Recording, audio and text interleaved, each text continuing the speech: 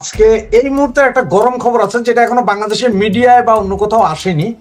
সেটা হচ্ছে যে ডাক্তার ইউনূসের 16 তারিখ পর্যন্ত সফর ছিল ইটালিতে। হঠাৎ সেটা ক্যান্সেল করে আজকে 5:30টার ফ্লাইটে উঠে উনি বাংলাদেশের দিকে রওনা হয়েছেন। কাহিনীটা কি? আপনি কি মনে করেন যে কাহিনী খুব সহজ না? ইউনুস তো বেশি নির্লজ্জ। আমি ওর জায়গায় হইলে এয়ারপোর্টে নাইমা আবার ব্যাক করতাম, কারণ আমার যদি ওইখানে যে মেয়রের সাথে দেখা করতে হয় তাহলে প্রধান উপদেষ্টা হয়ে আর লাভ কি? আমি ইটালিতে 1 ঘন্টাও থাকতাম না। এই পরিস্থিতি যদি ইউনুসের জায়গায় আমি হইতাম, বিশ্বাস করেন আমি এয়ারপোর্ট থেকে নেমে যখন দেখতাম রাষ্ট্রীয় কোনো নাই, আমার আগে মানে ধরেন আমি ইউনুস, আমার আগে মানুষ বলতো লোকটা আন্তর্জাতিক খেলোয়াড়, লোকটারে কেউ থামাও। এখন কেউ পড়ছে না, কেউ জিগায় না, আমি এয়ারপোর্ট থেকে ব্যাক করতাম মান সম্মান নিয়ে। সে তো যাক 2-3 দিন থাকছে মানে। আর যদি সেনা কৌটুক কিছু মানে যদি ধরেনও, তাহলে তো ইউনুস আরো যাইতো না। সে ইটালির পাশে হচ্ছে ফ্রান্স, তার ফস্টার হোম, ওইখানে চলে যেত। সে বাংলাদেশে গেছে অন্য কোনো ধান্দা আছে, দেখতেছে বোধহয় কিছু একটা ধান্দা। এই লোকটা তো ধান্দা ছাড়া তার জীবনে কোনোদিন একটা সেকেন্ড ব্যয় করে নাই। আচ্ছা আসাদ ভাই, এখানে আমাদের মনে হয় আমাদের দেশের লোকের একটু ভুল আছে, যেটা হয়তো আপনি আমরা জানি। যেমন আমাদের দেশে যেমন ওয়ার্ড কমিশনার, একজন ওয়ার্ডের কমিশনার, ওকে আমরা ওয়ার্ড কমিশনার বলি। এইখানে কিন্তু মেয়র কিন্তু প্রতি ইয়েতে আছে, প্রতি ওয়ার্ডেই মেয়র আছে। এখন ডাক্তার ইউনূস সাহেব কি সেই ওয়ার্ড কমিশনারদের মেয়র? আর এগুলো বললেন না ভাই। না, আপনি কি চান যে বাংলাদেশে এই যে লোকটারে কেউ থামান, 50 বছর চাই, ইউনূস সরকার যতদিন বাঁচবে ততদিন দরকার, এই টাইপের লোক আপনি কি চান? সামনে শীতকাল আসতেছে, এখনই গর্তের মধ্যে ঢুকে যাক।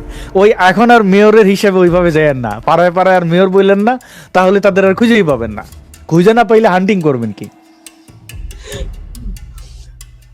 জি আসাদ ভাই, আজকের আরেক জরুরি প্রশ্ন, যেটা আসলে এই মুহূর্তে সেনা ক্যাম্পে এবং আপনার সিভিল কোর্ট এবং সেনাবাহিনীর কোর্টে যে গন্ডগোলটা চলছে, যে 24 জন সেনা অফিসারের যে বিচার, সেই বিষয়টি একটু বলবেন, আমাদেরকে পরিষ্কার করবেন যে আসলে কাহিনীটা কি হচ্ছে, একটু বুঝার জন্য আমাদের বুঝার দরকার আছে। এবং আসলে কি এদেরকে কি অ্যারেস্ট করা হয়েছে কি না 22 জন, যে 24 জন? তার কারণ হচ্ছে যে একটা তো নিয়ম আছে মনে হয়, 24 ঘন্টার ভিতরে কোর্টে হাজির করতে হবে। হাজির তো করা হয়নি। আবার এদিকে অফিসার্স মেসে আপনার কাঁটাতারের বেড়া দেওয়া হচ্ছে। কাহিনীটা কি হচ্ছে আসলে? দেখেন, ওয়াকার তো প্রমিস করেছিল কোনো সেনা অফিসারকে কোনো প্রকার আইনের আওতায় আনা, মানে তাদের যে ভাবসাব আর কি, এটা করা হবে না। ওয়াকার বরাবরের মতোই বেহুদা এবং গাদ্দার, ইউনুসের মতো খুব মিলছে। কিন্তু ওয়াকার জনগণকে প্রমিস করছিল না, আমি দায়িত্ব নিলাম, জানমালের দায়িত্ব আমার উপর ভরসা রাখুন, আস্থা রাখুন। শেখ হাসিনার সরকারের পতনের আগে কিন্তু একইভাবে আশ্বস্ত করেছিল। তো এই সে তার যেহেতু ব্যক্তিত্ব ওইটাই আর কি, যা বলে তা করে না এবং করার তার হ্যাডামও নাই, তো ফলে সেনা অফিসারদের সাথেও একই ঘটনা ঘটেছে। এবার সেনাবাহিনীর মধ্যে যে দলের সমর্থকই থাকুক না কেন, তারা কিন্তু তাদের সহকর্মীর কোনো প্রকার ক্ষতি হোক এটা চায় না। মিলিটারিদের, এটা একটা সেনা সদস্যের ক্ষেত্র একইভাবে তারা চাইবে না যে তার কোনো অফিসার বা তার কোনো সহকর্মী কোনোভাবে বিপদে পড়ুক। এখন এই রিস্ক কেন নিচ্ছে ইউনূস সরকার? এই রিস্ক নিচ্ছে কারণ জামাত এটাই চাইছে, জামাতের হাতে এর বিকল্প কিচ্ছু নেই। আপনি যদি খেয়াল করেন যে জামাতের কিন্তু অফিসার্স লেভেলে তেমন কোনো তাদের ওইরকম নাই আর কি, মানে ওয়াকার ছাড়া আপনি যদি দেখেন তাদের সাথে এলাই এরকম তেমন কোনো অফিসার নাই, খুবই সামান্য। তো আছে বিএনপি এবং আওয়ামী লীগের সমর্থক, আপনি এটাকে মনা বলতে পারেন, আওয়ামী মনা, বিএনপি মনা। জামাত চাইছে একটা মেসেজ দিতে যে তোমরা যদি আমাদের কথা না শোনো তাহলে তোমাদেরকে জেলে ঢোকানো হবে। এখন এটা তারা কতটা পারবে তার উপর নির্ভর করছে ভবিষ্যৎ বাংলাদেশ। তবে সব মিলিয়ে পরিস্থিতি খুব একটা ভালো মনে হচ্ছে না। আপনি সেনাবাহিনী বাদ দেন না, আমি ব্যক্তিগতভাবে সেনাবাহিনীকে কোনোভাবে আমি তাদের উপর আস্থা বা ভরসার কোনো কিছু আমি মনে করি না, কারণ তারা বারবার দায়িত্ব নিয়ে তারা মানে সেনাবাহিনী কর্তৃক এই দেশের মানুষের সাথে, এই দেশের রাজনীতিবিদদের সাথে গাদ্দারির প্রমাণ বহু আছে। আপনি বঙ্গবন্ধু শেখ মুজিবুর রহমানের মতো ব্যক্তিরকে সপরিবারে হত্যা করা, মানে শিশু এবং অন্তঃসত্ত্বা নারীও বাদ যায়নি যাদের হাত থেকে। আপনি সাবেক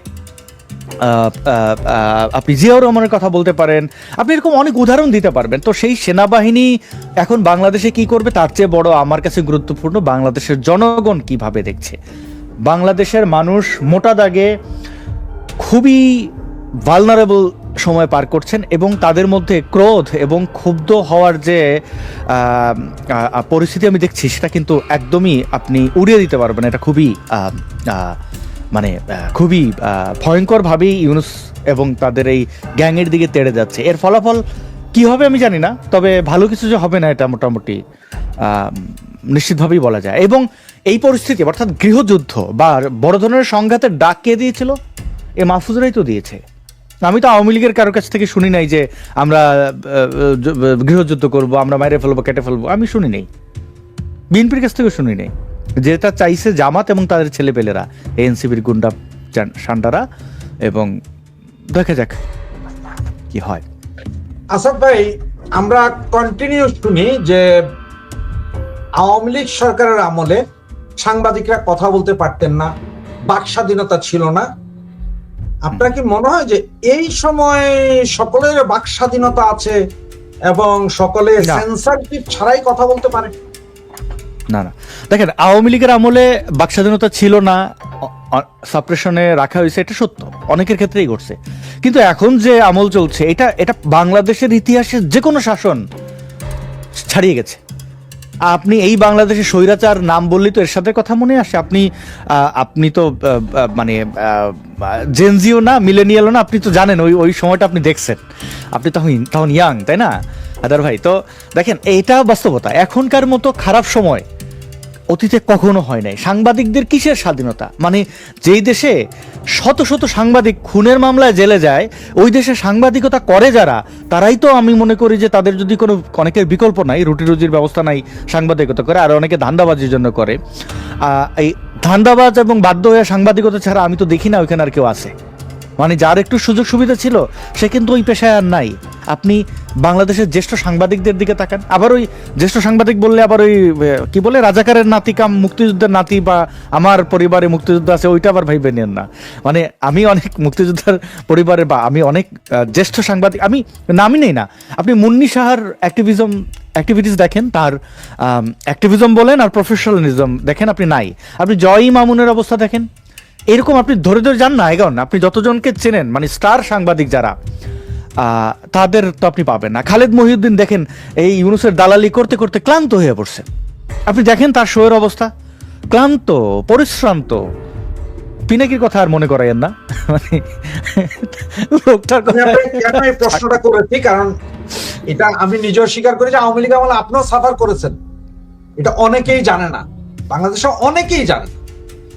এই কারণে আপনাকে জিজ্ঞেস করছি আমি এই কথাটাই, যে আসলে কি তখন কি আমাদের বাক স্বাধীনতা ছিল না, নাকি এখন খুব বেশি আছে, বা আওয়ামী লীগ আমলের চেয়ে অনেক ভালো আছে কি না আমরা আসলে? মানে বাক না না, ভালো নাই, না না না, ভালো নাই। বাক স্বাধীনতা তো কিচ্ছু বাংলাদেশে কি আছে? গতকাল একটা ভিডিও দেখলাম যে পুলিশ একজন আওয়ামী লীগের কর্মীকে ধরতে গেছে, এবং তাদের যে অধ্যত্ত, তাদের যে রক্তচোখ, মানে কাউকে ধরাকে সরা জ্ঞান করছে, মানে মানুষ বলে কাউকে মানে মনে করছে না। তো এগুলো আর এখন আপনি আচ্ছা বলেন তো, বাংলাদেশে গত এক মাসে কোন সংবাদটা দেখে আপনি মনে করেছেন যে না, এই না হলে সাংবাদিকতা? কোন সাংবাদিকতা? আচ্ছা, রিপন মিয়ার বাড়িতে যাইয়া ভিডিও করা, মানে মানে যে জিনিসের রিস্ক নাই ওই জিনিস আপনি দেখেন তো কোন কোন অনুসন্ধানে ইয়ে হয়েছে। দেখেন সাংবাদিকতার অবস্থা কি। প্রথম আলো একটা শিরোনাম করলো যে কতিপয় ব্যক্তিদের চাপের মুখে শরৎ উৎসব বাতিল। কতিপয় তৌহিদি জনতা, এটা তারা উল্লেখ প্রথম আলো, মানে যে কিনা ইউনুস ব্যাকড, মানে প্রথম আলো মতিউর আর ইউনুস ভাইরা ভাই বলতে আপনি বলতে পারেন, হ্যাঁ, তারা একে অন্যের সহযোগী। তো তাদের অবস্থা হচ্ছে এটা, তো লিখতে পারছে না যে এরা কারা, কতিপয়। তো আর বাকিদের কথা বুঝে নেন। আপনি পাবেন না কোনো সংবাদ আপনি এক মাসে মনে করতে বললে, কারণ আমাদের তো এর আগের গুলো তো আরো মনে থাকবে না, রিসেন্ট কোনো সংবাদ যেটা দেখে আপনি আপ্লুত হয়েছেন, বাহ সাংবাদিকতা কারে বলে। এই যে পোর্ট দিয়ে দিছে, বলছে বিদেশিদের হাতে দিয়ে দেওয়া হলো পোর্ট, ভাসুরের নাম মুখে নিতে পারতেছে না কোনো পত্রিকা। তাহলে এখন আপনাকে একটা জিনিস দেখাই আমি, এরপরে আপনি হয়তো ওই বিষয়ে আমাদের বলতে পারবেন। সেটা হচ্ছে যে আমি একটা লেটার দেখাই একটু। হুম শ্রোতি দর্শক মন্ডলী, আমি জাস্ট জিনিসটা বের করে নিচ্ছি, এই জন্য হয়তো দেরি হতে পারে কয়েকটা সেকেন্ড। এটা হচ্ছে যে আজকে একটা সেনাবাহিনীর রিক্রুটমেন্ট ছিল। সেনাবাহিনীর যে রিক্রুটমেন্টটা ছিল, সেই রিক্রুটমেন্টটাতে আপনার আমাদের সেনাপ্রধান নরমালি থাকার কথা, সেখানে সেনাপ্রধান না থেকে অন্য আরেকজন ছিল, মেজর মেজর কি জানি একজন ছিল।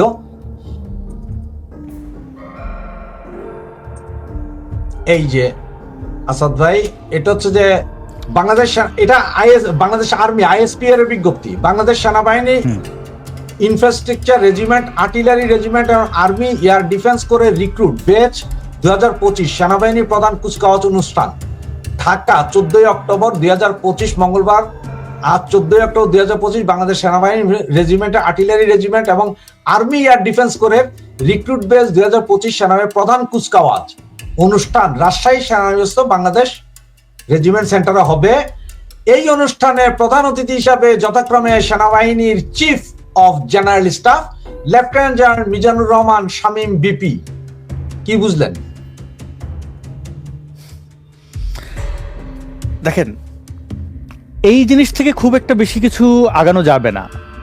এর কারণ হচ্ছে আপনি রাজশাহীর কথা বলেন বা এটা ঢাকায়ও যদি হয়, এখন প্রধান অতিথিকে কাকে করা হবে, কিভাবে তারা এগোবে, মিলিটারিকে আমি চূড়ান্ত মানে দেখেন, শেখ হাসিনার ব্যাপারে আমার অনেক ক্ষোভ ছিল, আমি 2-3টা কথা বলি। কিন্তু শেখ হাসিনার বাসভবন ভাঙচুর, একজন নারী, তিনি আমার দেশের প্রধানমন্ত্রী ছিলেন, তিনি একজন নারী, তিনি আমার মায়েরও বয়সে বড়। তো তার হোক, তার ঘরের মধ্যে কারোর প্রাইভেট পার্ট নিয়ে উল্লাস করা। আপনি মনে করেন তো এই গণভবনের সামনে 2-3টা ট্যাঙ্ক রেখে দিলে কার ঘাড়ে কয়টা মাথা ছিল যে ওইখানে সে যাবে?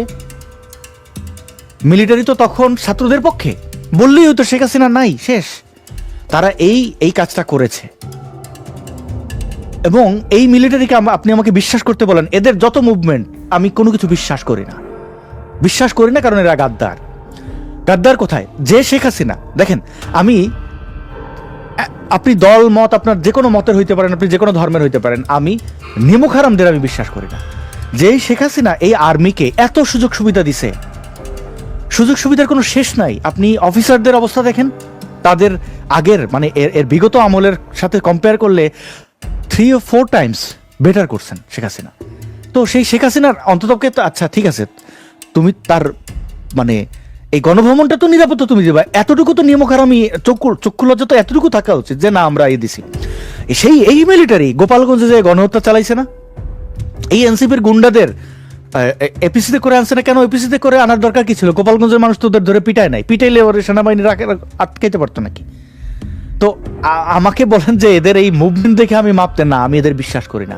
এরা জনগণের সাথে যেভাবে প্রতারণা করছে, এই মানে দেখেন, গাদ্দাররা অলওয়েজ পরাজিত হয়। আপনি এখন পিনাকির রেজাল্ট দেখতেছেন, কয়দিন পরে মিলিটারির একই অবস্থা হবে। তারা বন্দুক নিয়ে দাঁড়িয়ে থাকলেও মানুষ তাদের কথা শুনবে না, তারা কিছু লাশ ফেলবে, কিন্তু সেই লাশ মানে এখন যে গণস্রোত আমি দেখতে পাই, মানুষের মধ্যে যে ক্রোধ দেখতে পাই, আপনি মানুষের পেটের ভাত কেড়ে নিচ্ছেন, আপনি গার্মেন্টস কারখানা বন্ধ করে দিচ্ছেন। একজন রিক্সাওয়ালা, সে তার ঢাকা শহরে থাকতে গেলে 2-3 হাজার টাকা ডেইলি ইনকাম করতে হবে। টাকা কি গাছে ধরে? 2-3 হাজার টাকা কেমনে ইনকাম করবে? আপনি যখন পেটে লাথি মারবেন, আপনি যখন জীবন জীবিকা আঘাত করবেন, আপনি যখন ব্যক্তি স্বাধীনতায়, বাক স্বাধীনতায় হস্তক্ষেপ করবেন, তখন একটা সময় পর্যন্ত আপনি টিকবেন, কিন্তু বৃহৎ মানুষের বিরোধিতা করলে আপনি টিকবেন না। আসাদ ভাই, অনেকে মনে করে বুদ্ধিজীবী ও সাংস্কৃতিক অঙ্গনের প্রভাবশালী ব্যক্তিরা এখন নীরব। আপনি নিজে একজন অ্যাক্টিভিস্ট, খুব প্রভাবশালী অ্যাক্টিভিস্ট ভাই। এটা আমার মতো ছোটখাটো না, আপনার অনেক বড়। প্লিজ আপনি আমার আর করেন না, না, যেটা বাস্তব সেটা। এখন এই যে নীরবতা, এই যে অ্যাক্টিভিস্ট যারা ছিল, আসলে বুদ্ধিজীবীরা সব মনে যেন মুখে কুলু পেটে বসে আছে। আপনি একজন বা দুইজন, এটা অনেক সামান্য। তাহলে এটার দায়টা আসলে কার? দেখেন, আমি তো অ্যাক্টিভিস্ট, আমি তো বুদ্ধিজীবী না আর সাংস্কৃতিক কর্মীও না। আমি মনে করি না সবাই চুপ। আমি কয়েকজনের নাম নিতে পারবো যারা কিন্তু বলিষ্ঠ ভূমিকা রাখছেন, কথা বলছেন। এখন তাদের মধ্যে অনেককেই বলতে পারেন যে তারা তো আওয়ামী লীগ করেন। কই মেহর আফরোজ শাহন তো আওয়ামী লীগ করেন নাই, আমি তাকে কখনো দেখি নাই। তার পরিবারের সদস্যদের বিবেচনায় যাব না। বা এরকম অনেক অনেক শিল্পীরা আছেন যারা কিন্তু বা সেলিব্রিটিরা আছেন যারা কিন্তু তাদের অবস্থান স্পষ্ট করেছেন। আমি খুব অবাক হয়েছি সাকিব আল হাসানের অবস্থান দেখে। আমি ভেবেছি ও হচ্ছে যে মানে স্বার্থপর, ওর ক্রিকেটের ক্যারিয়ার শেষ, ও রাজনীতিতে আসছে ওর পরবর্তী ক্যারিয়ারের জন্য।